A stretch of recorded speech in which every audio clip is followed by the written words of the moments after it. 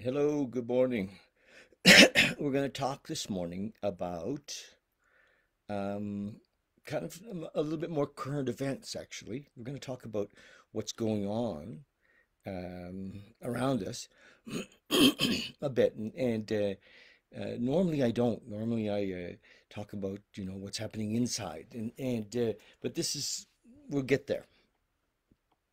So, um, my, what I see is that um, what I see is that, excuse me, that there's a kind of a new reality happening, and you if this doesn't fit for you, that's okay. But um, uh, last year when this pandemic started, we thought, well, okay, this is kind of screwed up, but just a blimp in the deal, right?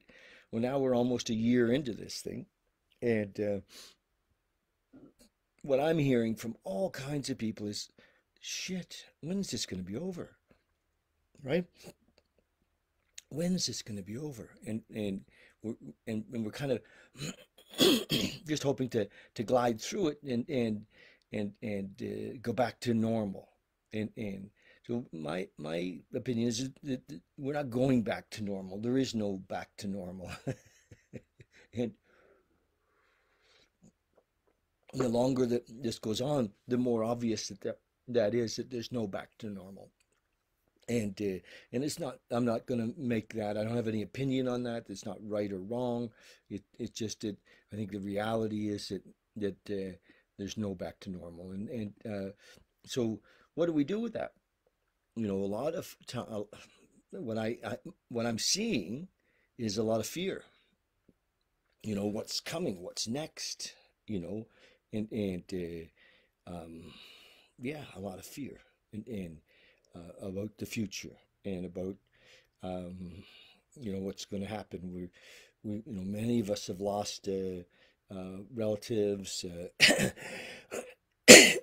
and and uh, and we're seeing that this virus is mutating, and the powers that be are telling us that we're pretty sure that the thing what that they put in us, what's it called, vaccination, the vaccine will work with the mutated virus, but I don't think they know it, truly. And then they're saying, well, we can just adjust the vaccine if it doesn't work. But so nothing happens quickly in that, like it's not an overnight adjustment. uh, and I was watching the other day that one of the factories where they're making the vaccine burned down. How the hell did that happen? And so there's it's food for fear, isn't it? It's food for fear. It's like, holy shit, what's going on the planet? And the truth is that we've never known. We lived in an illusion of knowing until somebody died, and we'd wake up, or we'd lose a job and we'd wake up, or our wife or husband would leave and we'd like, oh my gosh, what's happening? And something traumatic would happen and we'd say, Jesus, what's going on? This isn't what I thought. So we have an imagined future, right? And collectively, we've had a collective imagined future, and it's now gotten really shook up. And so, for lots of people that don't know that the future was imagined, this is scary. It's like, oh, you're kidding. You mean we've never known? No, we've never known. We've never really known. How could we know? We've just made up a version of what we think is coming, and collectively as well as individually, and you know, and sometimes it's we've been sick and we've come to grips with it. We've been sick and maybe that we know we're going to pass away and we come to grips with that, and you know, but what's happening right now is that we're all realizing the whole friggin' planet is realizing that they don't know. We're getting it. We don't know. Holy shit. So what does that do for us? Because it's not against us, it's actually an opportunity. brings us into the moment. There's no fear in the moment. There's no concern in the moment. We're like, we're here. And we realize it. We don't know. So this whole thing, in a way, can be an amazing positive. Because, if you've read Eckhart Tolle and you've read, if you're on this path, you're watching my videos, you've watched, are on this path of awakening, and you realize that, okay, Eckhart says that, the power is in the moment, the power of now, and Jesus said everything that is, was, or ever will be is now. So, but we haven't been living in the now. We've been living, either in anticipation and wanting and desire of a certain future, or in fear of a certain future, and none of them. Waking up to not knowing, yes. So none of them are true. So the fear of the future is not true. It's like, oh, so let's not imagine any future, right? Let's not imagine any future. Let's be here now. Let's practice being here now, right? And just, I want to say allow, but it isn't even an allow. Just be with what is. And as we do that, we come into our power. We come into who we truly are. We have lived in a story of the past, which we didn't, wasn't true either. It was our perception of the past that we lived in. This is who I am, based on our story, often fabricated. All my stories had a little extra added to them. Either I was the most terrible guy in the street, or the best, and I had a tendency to fabricate a little. So that was the story of the past. And in the future, I bought in. I said, okay, I'm going to write down all of these things that, to help me be, who I think I should be. So now we know, though. Isn't that amazing? Now we know. So imagine that you're one of the people who know that you don't know. And you've come to peace with knowing that you don't know. Now, that doesn't mean that we're not still involved in the day-to-day practical of life. We still, got to chop wood and carry water, right? We still have duties, if you will, to do. So, yeah, we still got to brush our teeth. We still got to, look after the practical if we're going to be here. So do that. Look after the practical. But what I'm going to really suggest, the whole message in today, is that there's a lot of folks who are waking up to, holy shit, what's going on? What's going on? And in many cases, they are trying to blame somebody or something for what's going on. And it's human nature at the lower levels. It's human nature at the lower levels. And like our man Donald blaming the Chinese, the Chinese virus, right? And it was just, he was catering to the lower, to folks that want something to blame, and that's what's happening. There's a lot of that going on, and that causes separation. And what we're looking for is unity. We're looking for oneness. We're looking to help create oneness, not to create separation. So blaming, complaining, judging, all creates separation and disharmony.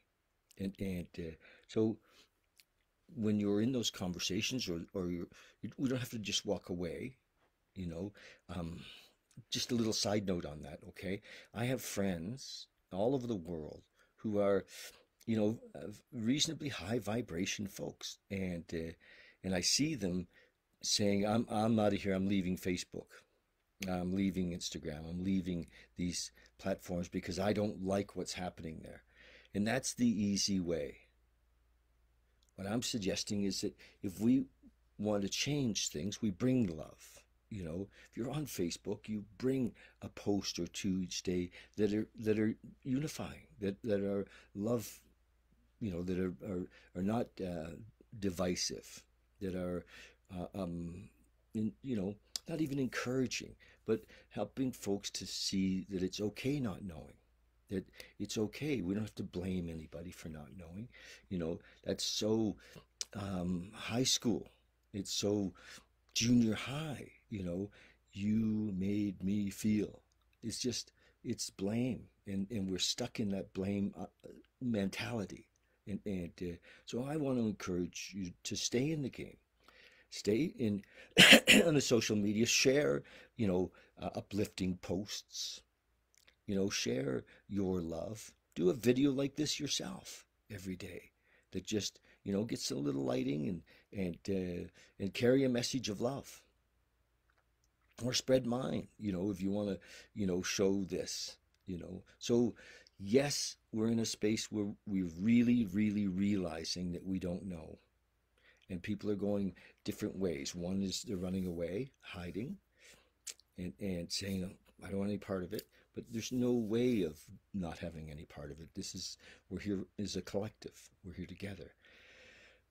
And then some are blaming, you know, it's the Russians, you know, those damn Russians. Oh, it's the money people, the cabal, you know, they're blaming our, you know, our, the fact is we don't know. And complaining, blaming, complaining, the retired businessman lolling in the Florida sunshine, complaining of the sad state of the nation. That's where we are, you know, and it's all ego based. The complaint is ego based. So there's no possibility of awakening there, and until we get to the end of it, I guess. So, or we can reach out and help others. And my solution is, you know, again, what I said about posting positive things on these channels is a great idea. Instead of running away and say, I've had enough, you know, if you're getting a lot of negative stuff, it's because you've been looking. The algorithms give you what you like, right? So stop looking at them, stop encouraging them, and, you know, spread your own message of love. And the other thing is on a personal, just like really personally, reach out. Talk to people, listen to them, show them that you love them, that you care. You know, love is what melts fear, right? Love is, you know, is the fire that heals us. And love is an action word, okay? So reach out and love them. That's my, you know, bottom line. Everywhere you go, you know, recognize that people are uncomfortable with not knowing and fearful around not knowing, and you know, just realizing for the first time that they don't know, and or it's going deeper. You know, it's like, oh my gosh, I don't know. You know, and folks that are maybe, you know, older, in their 50s and 60s, or, you know, are getting in fear about their children and what's going to happen, and all of this stuff. Just be here now. You know, my opinion is not a fact. My opinion is that we'll get through this. This is not going to wipe out all of mankind, and we'll be more awakened as a result. We'll be more awakened as a result. So let's be that. That's my message today. Reach out to folks, talk to people this week more than ever. You know, because the other solution, when people are running away, some of them are taking their lives. There's not that there's anything wrong with that. That's kind of, you know, I can't say that's right or wrong either. But, you know, I think that fear really drives that one. Okay, so that's the message. It's okay to not know. This whole thing, the upside of this whole thing is that it's really letting us know that we don't know. And, you know, and it's there's so much uplifting. You know, I was talking to a good friend of mine last night, Big T, and we were talking about Muji, and Dr. David Hawkins. And Hawkins has built this scale of vibration and Christ consciousness at the top of 1,000 in his scale, and down in the fear and guilt and shame down in the 100s, and that we could live in unconditional love, which on his scale was like 540 if we wanted. We could live, in bliss if we wanted. And I suggested to T that hanging out with, say, Muji or Ram Dass or Eckhart Tolle, which we can hang out with them. We can literally hang out with them on YouTube. We can, it doesn't, we can be in their vibration. And these people are higher vibration, right? And so we can be in that vibration. Even, Tony Robbins had a big thing this weekend. I wasn't part of it, but, and Tony's vibration is very high. And he'll be lifting the vibration of lots of people with, bringing love and optimism. I think it's okay to look forward with optimism, and then there is beyond that where we're not looking forward at all. But that's another step. Okay, so we've got 25th of January. We're just a month since Christmas. Christmas, eh? Wasn't that a strange time? Okay, 25th of January, we're going to read from this book. I read from every day. It's a 24-hour day book, and this was written for really in the early days of the 12-step program. It was written really, really early, and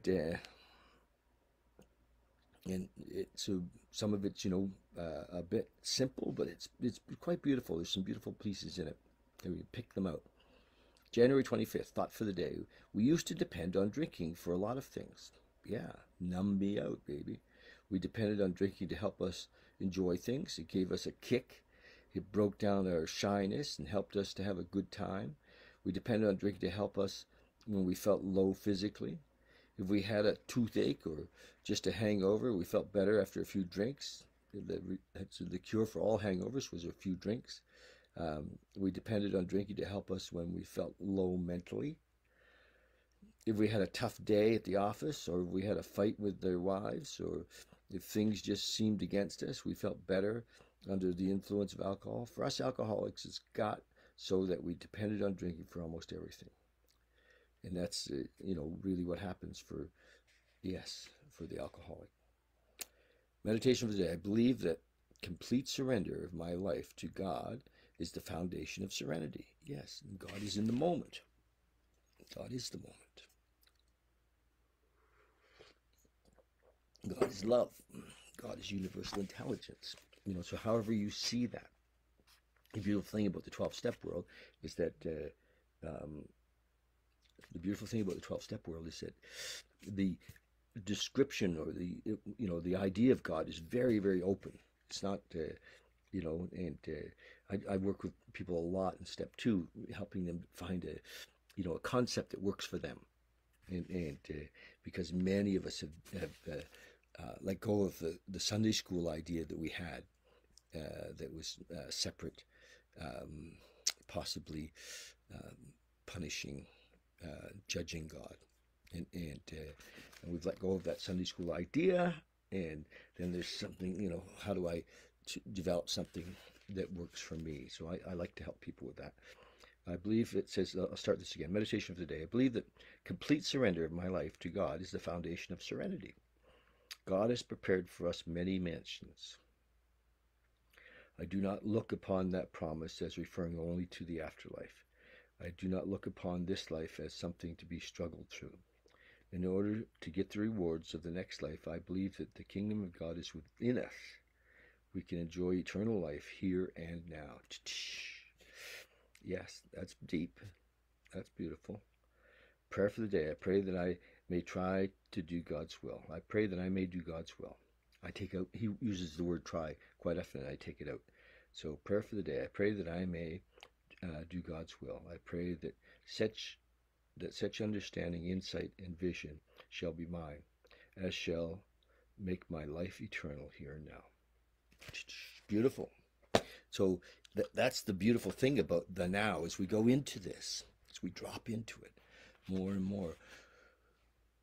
It's so vast. There's no beginning, there's no end, there's no start, there's no finish. It is so vast. And so I encourage you to practice with me. We're going to meditate today and to practice, because my whole idea of meditation with you is to bring you and me and us into this moment, to experience this moment, and to realize that we had not been living in the now. We've been living in fear of the future, or regret of the past, and in the story of who we think we are. We're not that. We're not who we think we are. Who do you think you are? Tell me, who are you? And in the moment of practicing being here now, you'll come to know who you truly are. And it's an awakening. It's called awakening. It is, and it's beyond the intellect, which is difficult for some, because we desperately want to understand. And I had a teacher, Paul, years ago, said, understanding is the booby prize. We don't need to understand. What we need is to know, to realize. It's an experience. It's not an understanding. So let's do that. You ready for a short meditation? We're going to drop in, and I think I'm just going to put this behind my back. And, oh yeah, nice. That's beautiful. There we go. So you guys, let's meditate together for maybe 10 minutes. Would that be good? Or less? We'll see. So just drop in, get comfortable. There's a few kind of basics that I'm going to go over here. One is that our posture is good. We're in a kind of a secure posture, if you will. For me, sitting up is the way, and I have meditation stools as well that I use that allow me to drop into this space. So here we go. And the other is to come into the breath.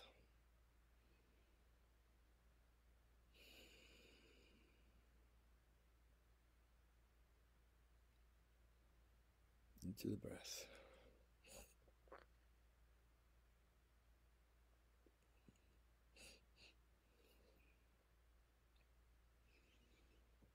The breath is now.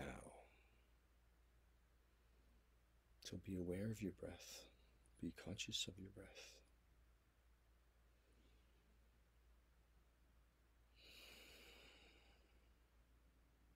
Breathing in through the nose. And then just release. In through the nose.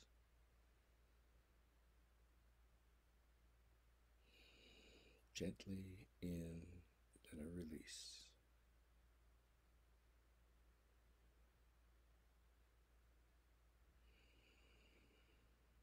Some of us have learned to just sit with our eyes not closed, but not really open either, just lightly.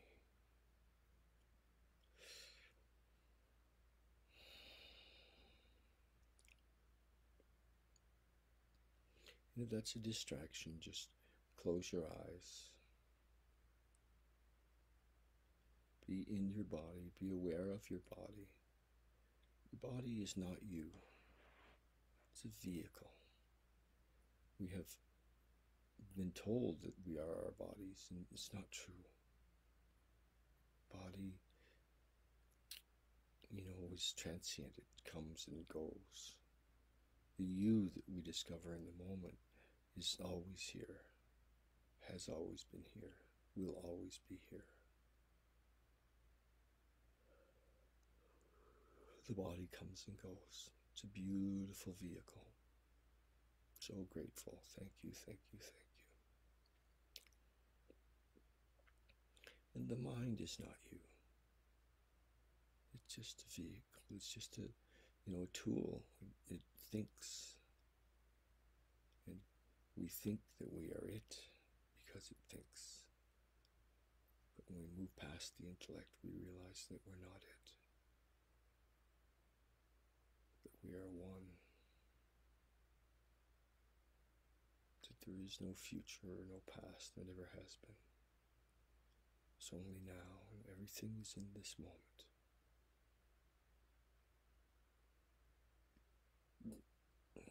Just be here.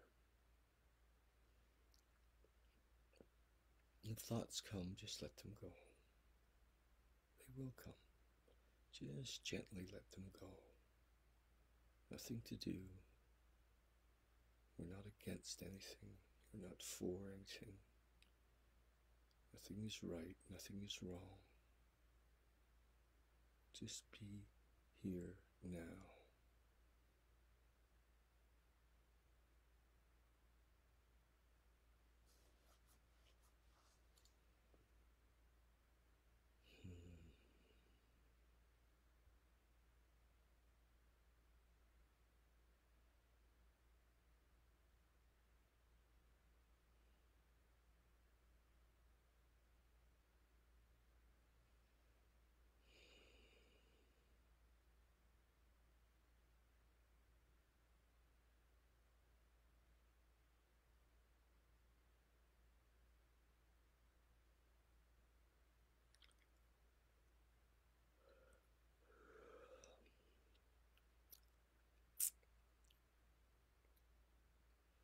Be here now.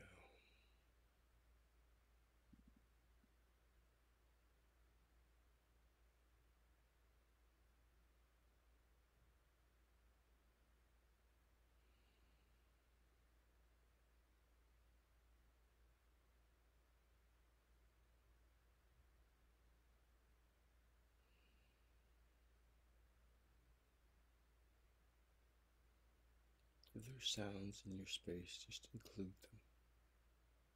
It's okay.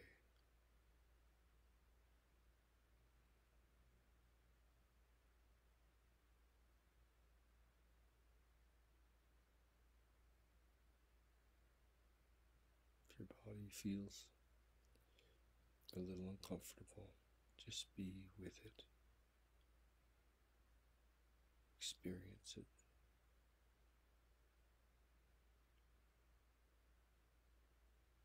Bring it into the moment, into this love.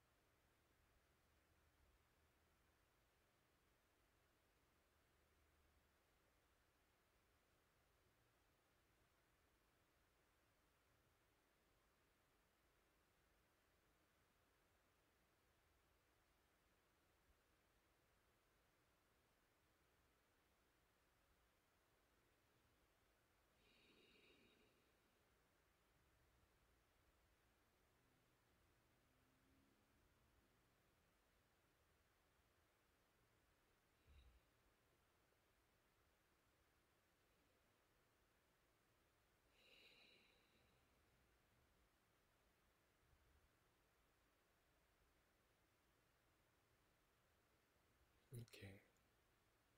Just gently come back when you're ready. Just be gentle. Come back when you're ready.